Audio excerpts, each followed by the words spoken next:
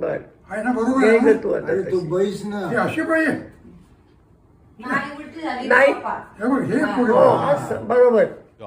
आणि आज आपण एक अशा पंचांशी बोलणार आहोत ज्यांनी असं आपण म्हणू शकतो की भारतात क्रिकेटला लहानाचं मोठं होताना बघितलेलं आहे. फारच यंग, फारच एनर्जेटिक, फक्त 89 वर्षाचे आहेत. आणि आज आपण बोलणार आहोत the very well known umpire Shri Madhav Ghotaskar यांच्याशी. माधव सर नमस्कार. नमस्कार. अनेक वर्ष झाली, आजही तुम्हाला असं वाटतं की पंचांचं जे काम आहे it's steel A thankless job?